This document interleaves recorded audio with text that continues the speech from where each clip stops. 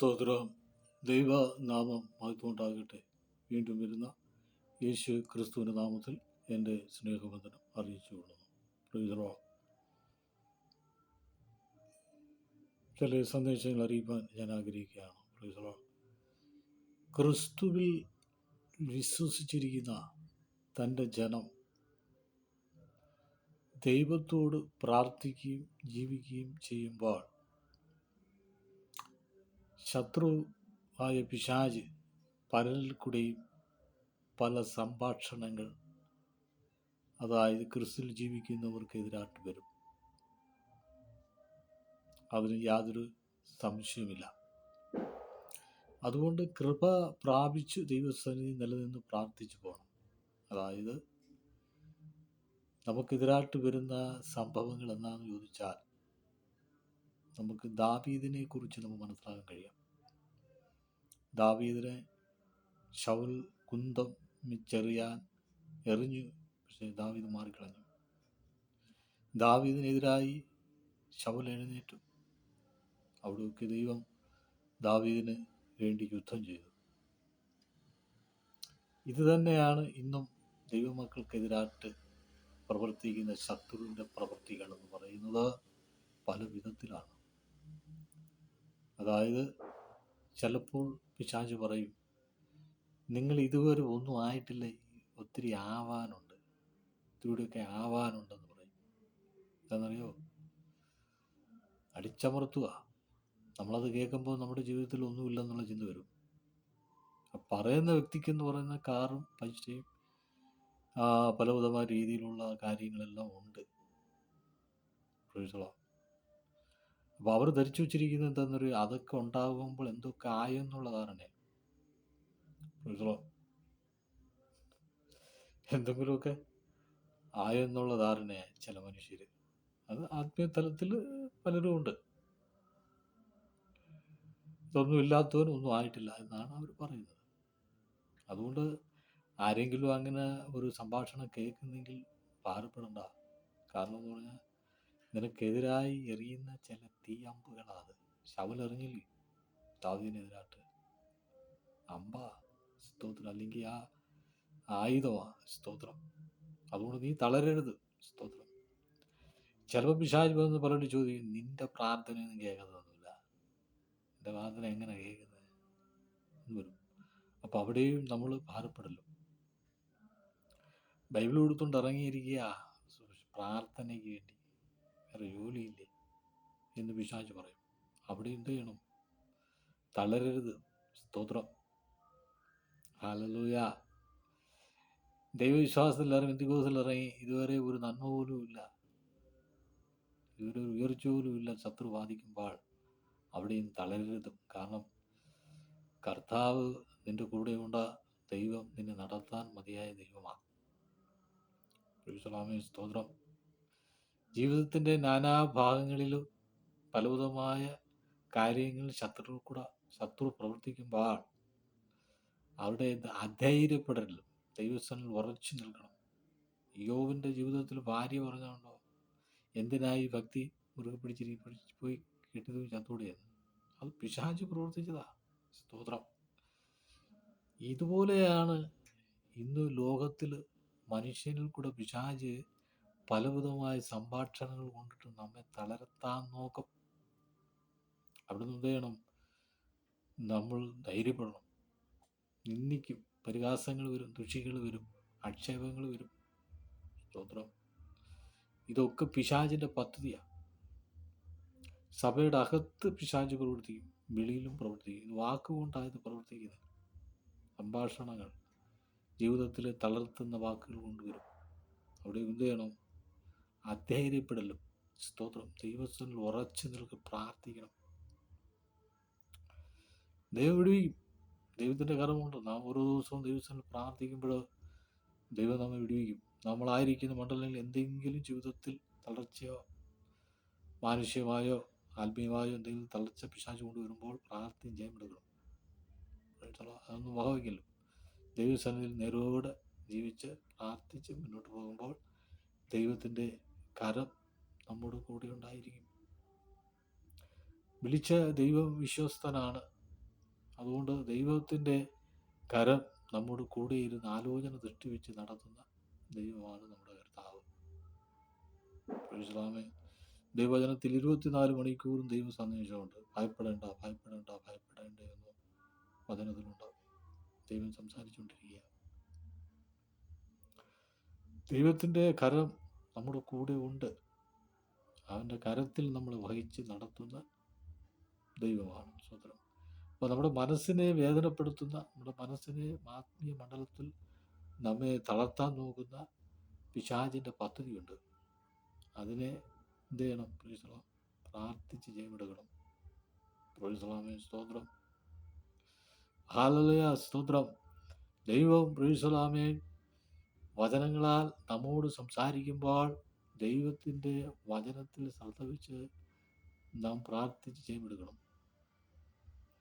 വഴി വെച്ച് നശിച്ചു പോകാതിരിക്കേണ്ടതിന് പുത്രനെ ചുംബിപ്പിൻ എന്ന് പറഞ്ഞാൽ, വഴി വെച്ച് നശിച്ചു പോകാതിരിക്കാൻ വചനം ധ്യാനിച്ച് പഠിക്കണം. അപ്പോൾ ഹല്ലേലൂയ, നമ്മുടെ പ്രൈസോ നാം നശിച്ചു പോകില്ല. ഇത് നാശകരമായ ലോകമാണ്. മാത്രമല്ല, മനുഷ്യൻ പല വിധത്തിൽ നശിച്ചുകൊണ്ടിരിക്കുകയാണ്. അത് എങ്ങനെ എന്ന് ചോദിച്ചാൽ, മദ്യപാനത്തിൽ, അങ്ങനെ വീഡിയോലിയിൽ, കഞ്ചാവ്, മയക്കുമരുന്ന്, ഇങ്ങനെ പലവിധമായ പാപപ്രവൃത്തികൾ ചെയ്ത് മനുഷ്യൻ ഓരോ ദിവസവും നശിച്ചുകൊണ്ടിരിക്കുകയാണ്. അപ്പോൾ ഈ നാശകരമായ ലോകത്തിൽ ജീവിക്കണമെങ്കിൽ ഇതെല്ലാം വിട്ട് ദൈവസ്ഥാനത്തിൽ പരമാർത്ഥമായി ദൈവത്തെ പാടി ആരാധിച്ച് ദൈവത്തിൻ്റെ നാമത്തിൽ ജീവിക്കണം. യേശുവിൻ്റെ വചനം ആശ്രയിച്ച് ജീവിക്കണം. അപ്പോൾ നമുക്ക് നാശത്തിൽ നിന്നുള്ള വിടുതൽ നമുക്കുണ്ടാകും. നാശകരമായ ലോകത്തിൽ നമുക്കൊരു വിടുതൽ ദൈവം തരും എന്നുള്ള കാര്യത്തിന് യാതൊരു സംശയമില്ല. ഈ ദൈവത്തെ അറിഞ്ഞിട്ട്, യഹോവ ദൈവം അല്ലെങ്കിൽ യേശു ക്രിസ്തുവിനെ അറിഞ്ഞിട്ട് നമ്മൾ പ്രൈസലാമ നന്ദിയും ആരാധനയും കൊടുത്തില്ലെങ്കിൽ അത് ഒരു വലിയ ജീവിതത്തിൻ്റെ ഏറ്റവും വലിയ പരാജയമാണ്. നമ്മൾ ദൈവമായിട്ടുള്ള ബന്ധത്തിൽ നമുക്ക് ദൈവത്തോട് നന്ദി ഉണ്ടായിരിക്കണം. ദൈവത്തോട് നന്ദി കാണിക്കുന്ന ആരൊക്കെയുണ്ട് ഈ ലോകത്തിൽ? അവർക്ക് ദൈവത്തിൻ്റെ അനുഗ്രഹം ഉണ്ടാവും. ദൈവത്തിന് മുമ്പിൽ നന്ദിയില്ലാതെ ജീവിച്ചാൽ ദൈവസ്ഥാനത്തിൽ നമ്മൾ സ്തോത്രം പരാജയത്തിലാവും. പ്രൈസലാമേ. സ്തോത്രം. ഹല്ലേലൂയ. ദൈവത്തിൽ നാം നന്ദിയും കടപ്പാടുമുള്ളവരായിരിക്കണം.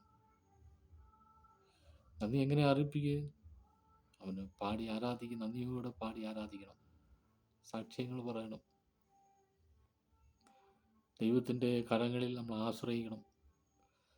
കർത്താവിന് വേണ്ടി എന്തൊക്കെ ചെയ്യാൻ കഴിയും അതിനുവേണ്ടി ചെയ്യണം. അതൊക്കെ നന്ദി അറിയിക്കുന്ന ചില സൂചനകളാണ്.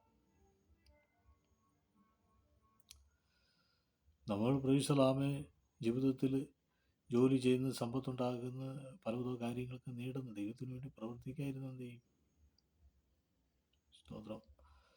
നാം ദൈവത്തിന് വേണ്ടി പ്രവർത്തിക്കണം. ദൈവത്തിന് വേണ്ടി പ്രവർത്തിക്കുക എന്ന് പറഞ്ഞാൽ എങ്ങനെ ദൈവത്തിന് വേണ്ടി നമുക്ക് പ്രവർത്തിക്കാൻ കഴിയും അതൊക്കെ ചെയ്യണം. അല്ലാതെ നമ്മൾ വിശ്വാസി ആയിരുന്നത് കൊണ്ട് യാതൊരു അർത്ഥമില്ല. നമ്മൾ ചെയ്യേണ്ട കാര്യങ്ങൾ നമ്മൾ ചെയ്യണം എന്ന് പറഞ്ഞാൽ നന്മകൾ ചെയ്യണം. എങ്കിൽ മാത്രമേ ദൈവത്തിൻ്റെ അനുഗ്രഹങ്ങൾ നമ്മുടെ ജീവിതത്തിലേക്ക് വരൂ. സ്തോത്രം. ജീവിത മേഖലകളിൽ നാമായി ജീവിക്കുമ്പോൾ നമ്മൾ മറ്റുള്ളവരുടെ സ്വഭാവം പകർത്തിയെടുക്കുന്നവരായിട്ടല്ല, വചനത്തിൽ എന്താണ് എഴുതിയിരിക്കുന്നത് അത് പകർത്തിയെടുക്കുന്നവരായി തീരണം. വേറൊരാളെ കണ്ട് അയാളെ കണ്ട് പഠിക്കുകയല്ല. പല സ്വഭാവമുള്ള ആൾക്കാർ ലോകത്തുള്ളത്. അവരുടെ സ്വഭാവം കണ്ട് നാം പഠിക്കുകയല്ല. വചനം എന്ന് പറയുന്നത് അതനുസരിച്ച് ജീവിക്കുക എന്നുള്ളതാണ് ദൈവം നമ്മളെക്കുറിച്ച് ആഗ്രഹിക്കുന്നത്. പിന്നെ മറ്റുള്ളവരെ കണ്ട് പഠിക്കുക എന്ന് പറയുമ്പോൾ നല്ല കാര്യങ്ങൾ അവർ ചെയ്യുന്നുണ്ടെങ്കിൽ അത് കണ്ട് നമ്മളും പഠിച്ച് നല്ല കാര്യങ്ങൾ ചെയ്യുക. അതാ ദൈവം നമ്മെക്കുറിച്ച് ആഗ്രഹിക്കുന്നത്. സ്തോത്രം. ഹല്ലേലൂയ. അപ്പോൾ നല്ലതിനോട് ചേർന്ന് ജീവിക്കുന്നു എങ്കിൽ മാത്രമേ ദൈവിക അനുഗ്രഹം നമ്മുടെ ജീവിതത്തിൽ ഉണ്ടാവും. നമ്മൾ പലപ്പോഴും പൗലോസ് പറയുന്നത് നന്മ ചെയ്യുവാൻ ഞാൻ ആഗ്രഹിക്കുന്നു, പക്ഷേ തിന്മ വന്ന് ഭവിക്കുന്നു. സ്തോത്രം. ഹല്ലേലൂയ. അപ്പം നല്ലത് ചെയ്യുവാനുള്ള ആഗ്രഹമുണ്ട്, പക്ഷെ തിന്മ വന്ന് ഭവിക്കും. തിന്മ, അതായത് അനീതിപരമായ കാര്യങ്ങൾ അല്ലെങ്കിൽ തിന്മ വന്ന് തടയുന്നു. അപ്പം അതിനെ ജയിച്ച് മുന്നോട്ട് പോകുന്നതാണ് ദൈവിക അനുഗ്രഹം എന്ന് പറയുന്നത്. സ്തോത്രം, സ്വാമി സ്തോത്രം. ഒന്ന് ദൈവം തന്ന ദാനമാണെന്നുള്ള കാര്യം നമ്മൾ മറക്കരുത്.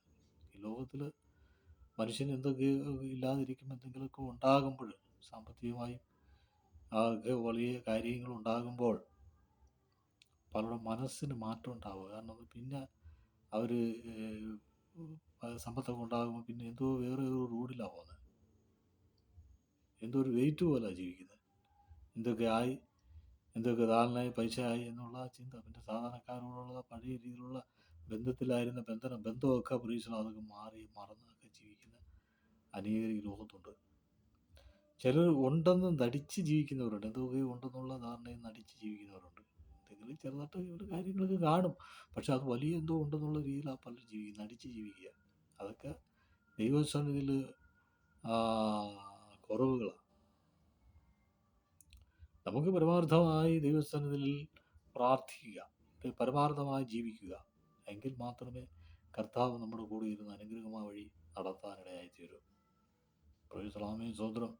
അപ്പോൾ നമ്മൾ എന്ത് ചെയ്യണം? മനസ്സ് പുതുക്കി രൂപാന്തരപ്പെടുക. മനസ്സ് പുതുക്കുക എന്ന് പറയുമ്പോൾ പഴയ ജീവിതത്തിൽ ദൈവഹിതമില്ലാത്ത കാര്യങ്ങൾ ജീവിതത്തിൽ വരുമ്പോൾ നമ്മൾ മനസ്സ് പുതുക്കി രൂപാന്തരപ്പെടണം. കാരണം ദൈവത്തിന് വേണ്ടി സമർപ്പിച്ച് ജീവിക്കുന്ന ഒരു ജീവിതം നമ്മുടെ ജീവിതത്തിൽ ഉണ്ടാകണം. പഴയ ജീവിതത്തിൽ സ്വഭാവങ്ങൾ നമ്മുടെ ജീവിതത്തിൽ വരാൻ പാടില്ല. അതിനാണ് മനസ്സ് പുതുക്കി രൂപാന്തരപ്പെടുന്നത്. നമ്മൾ ഒരുവൻ ക്രിസ്തുവിലാകുമ്പോൾ അതിനെ മനസ്സ് പുതുക്കി രൂപാന്തരപ്പെടണം. ക്രിസ്തുവിലാകുമ്പോൾ പുതിയ സൃഷ്ടിയാണ്. അപ്പോൾ പുതിയ സൃഷ്ടിയാകുമ്പോൾ മനസ്സ് പുതുക്കി രൂപാന്തരപ്പെടണം. പഴയ കാല ജീവിതത്തിലുള്ള സ്വഭാവങ്ങളോ ജീവിതത്തിൽ നമുക്ക് വരാൻ പാടില്ല. കാരണം എന്ന് പറഞ്ഞാൽ നമ്മൾ മനസ്സ് പുതുക്കി രൂപാന്തരപ്പെടണം, മനസ്സ് പുതുക്കണം. കാരണം എന്ന് പറഞ്ഞാൽ പഴയ അവസ്ഥ ദൈവഗതമില്ലായിരുന്നു, അതിനെ പിന്നീടായി ദൈവസ്ഥനിൽ വന്നപ്പോൾ പുതുക്കി. ഇനി പുതുക്കിയിരിക്കുന്നതുകൊണ്ട് പഴയ വഴിയിലേക്ക് ഞാൻ ഇല്ല എന്നുള്ള ജീവിതമാണ് കർത്താവായ യേശുവിൻ്റെ സന്ദേശത്തിൽ ആത്മാവചനത്തിൽ രേഖപ്പെടുത്തിയിരിക്കുന്നത്. ഹല്ലേലൂയ, സ്തോത്രം. പണ്ട് ദൈവത്തെ ആരാധിക്കാൻ പോകില്ലായിരുന്നു, ഇന്ന് ഞാൻ ദൈവത്തെ ആരാധിക്കാൻ പോകുന്നു, മനസ്സ് പുതുക്കിയപ്പോൾ. പണ്ട് ഞാൻ ദൈവവചനം കേൾക്കില്ലായിരുന്നു, ഉദാഹരണം പറഞ്ഞതാണ്. ഇപ്പം ഞാൻ ദൈവവചനം കേൾക്കുന്നു, മനസ്സ് പുതുക്കി. പണ്ട് ഞാൻ വിവിധ രീതിയിൽ ഉളപ്പിയായിരുന്നു ദൈവത്തെ ആരാധിച്ചത്. ഇപ്പം ഞാൻ നല്ല രീതിയിൽ ആരാധിക്കുന്നത്, അത് മനസ്സ് പുതുക്കുന്നതാണ്. മനസ്സിനെ നിയന്ത്രണമാക്കി ദൈവത്തിന് സമർപ്പിച്ചുകൊണ്ട് ദൈവികമായി മനസ്സ് പുതുക്കി ജീവിക്കുന്നു. അതാണ് ഇവിടെ സന്ദേശത്തിൻ്റെ ഉള്ളടക്കം എന്ന് പറയുന്നത്. സ്തോത്രം, ഇസ്ലാമി സ്തോത്രം, ഹല്ലേലൂയ. അതുകൊണ്ട് നമ്മുടെ പഴയ മനുഷ്യനെ ഉരിഞ്ഞു കളഞ്ഞിരിക്കുന്നു, പുതിയ മനുഷ്യൻ നമ്മൾ ധരിച്ചിരിക്കുക. അപ്പോൾ നമ്മൾ മനസ്സ് നമ്മൾ ദൈവികമായ രീതിയിൽ തന്നെ ആയിരിക്കണം, എങ്കിൽ മാത്രമേ ദൈവ അനുഗ്രഹം നമ്മുടെ ജീവിതത്തിൽ ഉണ്ടാകും. ദൈവം നമ്മെക്കുറിച്ച് ആഗ്രഹിക്കുന്ന ഇങ്ങനെയുള്ള സന്ദേശങ്ങളാണ്.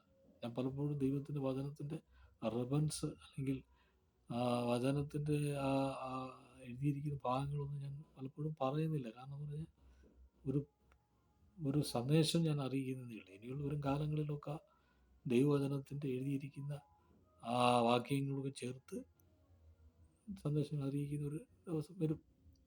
ഇപ്പോൾ ഇങ്ങനെയുള്ള സന്ദേശങ്ങൾ ആത്മീയത്തിൽ ഓടിച്ച് പറയുന്നതാണ്. ഞാൻ പറയുന്ന സന്ദേശങ്ങളൊക്കെ നിങ്ങൾക്ക് മനസ്സിലാകുന്നു എന്നുള്ള കാര്യത്തിൽ ഞാൻ വിശ്വസിക്കുന്നു. സ്തോത്രം. അതുകൊണ്ട് ദൈവസന്നിധിയിൽ നമ്മൾ കഴിക്കുന്ന ഓരോ പ്രാർത്ഥനകളിൽ നാം പ്രാർത്ഥിക്കുകയും ആരാധിക്കുകയും ദൈവനാമത്തിന് ജീവിക്കുകയും ചെയ്യുമ്പോൾ ദൈവത്തിൻ്റെ കരം നമ്മുടെ കൂടെ പ്രവർത്തിപ്പാനിടയായി തീരും. ഹല്ലേലൂയ. നാം പ്രൈസലോ ഞാൻ പറഞ്ഞു വന്ന ഇതൊക്കെയാണ്. എന്താ പ്രൈസലോ, പിശാച് ഫലപ്രദമായ കുറ്റങ്ങൾ നമ്മുടെ ജീവിതത്തിൽ കൊണ്ടുവരും. എന്തിനാന്ന് ചോദിച്ചാൽ നമ്മളെ ഭാരപ്പെടുത്തുക. പല ചിന്തകളും പല പ്രശ്നങ്ങളും കൊണ്ടിടും. അപ്പോൾ അവിടെയൊക്കെ നമ്മൾ എന്ത് ചെയ്യണം? ഇതൊന്നും മൈൻഡ് ചെയ്യരുത്. പ്രൈസലാമേ. ആരെങ്കിലും എന്തൊക്കെ പറയുന്നിട്ട് അത് മൈൻഡ് ചെയ്യരുത്. ചിലപ്പോൾ മുഖത്ത് നോക്കി പറയും, പിശാച് നേരിട്ട് എന്ന് പറയും, അതൊന്നും മൈൻഡ് ചെയ്യില്ല. ദൈവാത്മാവ് എന്ത് പറയുന്നത് അതനുസരിച്ച് ജീവിച്ചാൽ മതി. നമ്മളെ ഒരു പക്ഷേ തരം താഴ്ത്തി പറയും. ചിലപ്പം നമ്മൾ അവരുടെ ജീവിതത്തിൽ ഒന്നുമല്ലാത്ത തരം താഴ്ത്തി അല്ലെങ്കിൽ സംസാരിക്കുന്ന അനേകരുണ്ട്. അവിടെയൊക്കെ നമ്മൾ ആ ദൈവസന്നിധിയിൽ പ്രാർത്ഥനയോടെ നിലനിൽക്കണം. നമ്മൾ ഒന്നുമല്ലാത്തവനായി തീരും. ഈ കറിവേപ്പില പിച്ചി എടുക്കുമ്പോൾ അതിന് നാരൻ്റെ അടുത്ത് കളയുന്ന പോലെ, ചിലപ്പോൾ നമ്മൾ കറിവേപ്പില വലിച്ചെറിയുന്നത് പോലെ നമ്മൾ എറിയുന്ന ചില അനുഭവങ്ങൾ എനിക്ക് നിനക്ക് വന്നെന്ന് വരും. പക്ഷെ അവിടെ എന്ത് ചെയ്യണം? സമാധാനപ്പെടണം. ദൈവം എല്ലാത്തിനും ഒരു മാറ്റം തരുമെന്നുള്ള വിശ്വാസം നമുക്കുണ്ടാകണം. ജീവിതത്തിൽ ഇതിൽ താഴ്ചയൊക്കെ വരുമ്പോൾ നമ്മൾ എന്ത് ചെയ്യണം? നമ്മൾ നിരാശയാകേണ്ട, നമ്മൾ മറുപടിയൊന്നും പറയണ്ട. ദൈവസന്നിധിയിൽ പ്രാർത്ഥിച്ചാൽ ദൈവം എല്ലാത്തിനും ഒരു പരിഹാരം നൽകി വിജയകരമായി നടത്തുവാൻ എൻ്റെ ദൈവത്തിന് കഴിയും. അതിന് യാതൊരു സംശയമില്ല. ദൈവത്തിന് സകലവും കഴിയും. അതുകൊണ്ട് പിശാച് പലവിധമായ പദ്ധതിയുമായി എൻ്റെ നേർക്കും നിൻ്റെ നേർക്കും അവൻ വരുമ്പോൾ, നീ എന്തെങ്കിലും വാക്കുകൾ ഉപയോഗിക്കുമ്പോൾ നീ ഭയപ്പെടേണ്ട. കാരണം എന്ന് പറഞ്ഞാൽ ദൈവം നിന്നെ നോക്കിയിരിക്കും. ദൈവം നിന്നെ വിളിച്ചെങ്കിൽ, ദൈവം നിന്നെ വിളിച്ചു കൊണ്ട് വന്നെങ്കിൽ നിന്നെ നടത്തുവാൻ, നിന്നെ സംരക്ഷിക്കുവാൻ, നിന്നെ പരിപാലിക്കുവാൻ, നിന്നെ ഉയർത്തുവാൻ എൻ്റെ ദൈവത്തിന് കഴിയുമെന്നുള്ള കാര്യത്തിന് യാതൊരു സംശയമില്ല. ഈ വചനങ്ങളെ അനുഗ്രഹിക്കട്ടെ പറഞ്ഞു നിർത്തും. ദൈവം മാത്രം ഉണ്ടാകട്ടെ. ആമേൻ.